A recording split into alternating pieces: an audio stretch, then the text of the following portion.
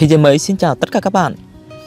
Vào tháng trước, vì thấy lãi suất cho vay tại ngân hàng còn khá rẻ nên bạn đã không ngần ngại đến vay một khoản tiền để đầu tư kinh doanh buôn bán, công việc mà bạn đã ấp ủ từ lâu. Việc kinh doanh của bạn chưa đâu vào đâu thì chỉ vài tháng sau, vào một ngày đẹp trời, bạn nhận được thông báo nâng lãi suất từ ngân hàng. Chưa dừng lại ở đó, mức lãi suất tiếp tục tăng lên vào các tháng sau đó đã gần như ngốn hết khoản lợi nhuận ít ỏi mà bạn vất vả kiếm được từ công việc kinh doanh của mình. Bạn cảm thấy lo lắng, mệt mỏi, không biết vì sao lãi suất thời gian này cứ tăng liên tục như vậy. Các bạn thân mến, câu chuyện trên cũng là thắc mắc của rất nhiều người khi có ý định vay tiền hay là gửi tiền tại ngân hàng. Họ không biết vì đâu lãi suất ngân hàng tăng hay giảm, và liệu rằng khi vay tiền tại ngân hàng thời điểm này thì thời gian tới lãi suất cho vay có tăng lên và tạo ra áp lực trả nợ lớn cho họ hay là không. Điều trở trêu là đáp án cho những câu hỏi tưởng chừng như đơn giản này lại liên quan đến một tổ chức ở tận bên kia bán cầu có tên viết tắt là Fed. Vậy Fed là gì? Cách nó chi phối thị trường tài chính toàn cầu như thế nào? Và tại sao lãi suất tại các ngân hàng ở Việt Nam lại bị quyết định bởi tổ chức này? Ở video ngày hôm nay, hãy cùng Thế giới mới tìm hiểu nhé. Fed là tên viết tắt của Federal Reserve System, là ngân hàng trung ương của Mỹ, được thành lập năm 1913. Fed bao gồm 12 ngân hàng Fed khu vực thuộc sở hữu tư nhân có trụ sở ở 12 bang của Mỹ là Boston, New York, Philadelphia, Cleveland, Sao Luis, San Francisco, Richmond, Atlanta, Chicago, Minneapolis, Kansas City và Dallas. Trong số 12 ngân hàng khu vực này thì Fed New York có quyền điều hành lớn nhất vì chiếm tới 53% cổ phần. Fed New York được điều hành bởi một hội đồng quản trị và thống đốc gồm các cổ đông tổ chức, chứ không phải là do các chính trị gia bầu ra. Các cổ đông này là các ngân hàng lớn của Mỹ như Citibank, JP Morgan, vân vân. Một nhiệm kỳ của một hội đồng quản trị của Fed là 14 năm, trong khi đó nhiệm kỳ của Tổng thống Mỹ là 4 năm và có thể bị thay thế 2 năm một lần.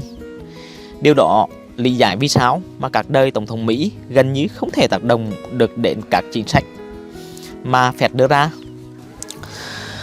Tại sao mà các chính sách của Fed lại có tác động rất lớn đến thị trường tài chính toàn cầu? Để lý giải cho điều này thì có 3 nguyên nhân chính. Nguyên nhân thứ nhất là bởi vì Mỹ là nền kinh tế lớn nhất thế giới, hiện nay đóng góp khoảng 24% GDP toàn cầu. Với con số vào khoảng đâu đó 21.000 tỷ năm 2020, duy trì một khoảng cách khá xa so với các quốc gia xếp thứ hai và thứ ba là Trung Quốc và Nhật Bản, với con số lần lượt là 14,4 nghìn tỷ USD và 5,1 nghìn tỷ USD. Trong khi đó, đất nước Việt Nam của chúng ta xếp thứ 41 với con số GDP đạt khoảng 355 tỷ USD, bằng 1/60 GDP của Mỹ. Nguyên nhân thứ hai mà mình muốn đề cập đến đó là đồng đô la Mỹ. Thì hiện tại đồng đô la Mỹ là đồng tiền được sử dụng phổ biến trong thanh toán quốc tế với tỷ lệ lên đến 85% các giao dịch xuyên quốc gia.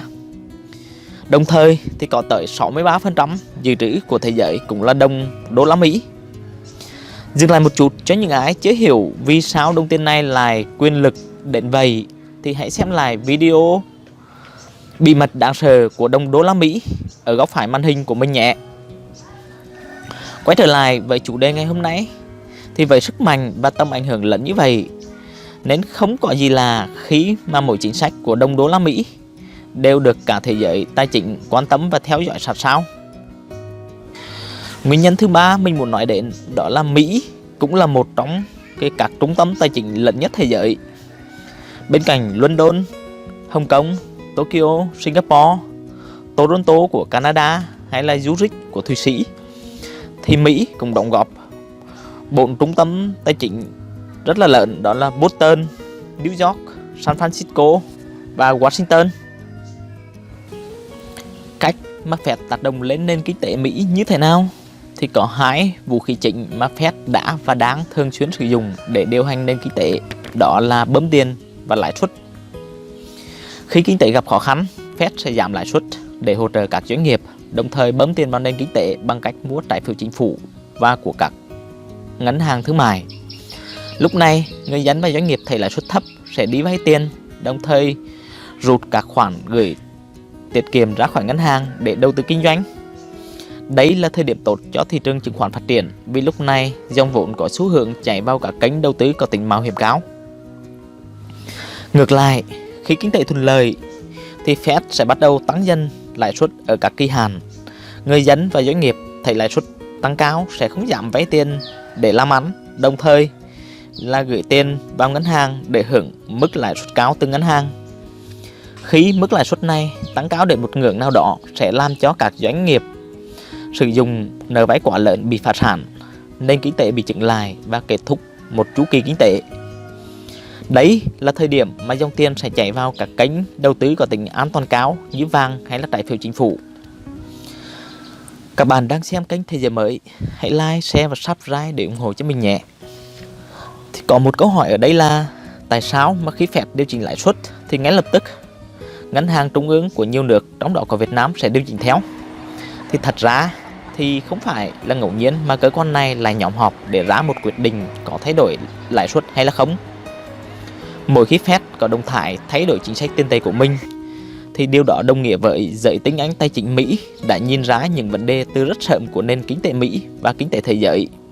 Do đó họ sẽ có những động thái để điều chỉnh và can thiệp vào nền kinh tế sao cho phù hợp với bối cảnh nền kinh tế lúc đó.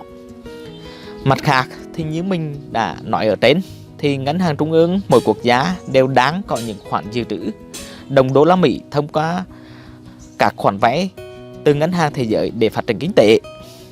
Do đó khi mà chính sách lãi suất đối với đồng đô la Mỹ của Fed thay đổi thì ngay lập tức sẽ gây ra áp lực lên tỷ giá đồng tiền nước đó và đô la Mỹ. Điều đó khiến cho các quốc gia này không có lựa chọn nào khác ngoài việc điều chỉnh lãi suất theo chính sách tiền tệ của Fed đưa ra. Mình sẽ tóm tắt lại quá trình này cho các bạn dễ hiểu như sau. Fed điều hành nền kinh tế Mỹ bằng hai công cụ chính là bơm tiền và điều chỉnh lãi suất. Khi đó, trước áp lực của tỷ giá và để thuận lợi cho việc xuất khẩu hàng hóa, thì ngân hàng trung ương các quốc gia đang có những khoản vay bằng đồng đô la Mỹ sẽ phải điều chỉnh chính sách tiền tệ theo những động thái của Fed. Chính sách tiền tệ mới này sẽ ngay lập tức được hệ thống ngân hàng thương mại áp dụng rộng rãi trên khắp cả nước và từ đó tác động sâu rộng lên nền kinh tế quốc gia. Các bạn đang xem kênh Thế giới mới. Nếu bạn đã học được điều gì đó từ video này, xin hãy like, share và subscribe cho kênh ngày càng phát triển và nhận được những video mới nhất từ mình nhé. Còn bây giờ, xin chào tạm biệt và hẹn gặp lại trong những video tiếp theo.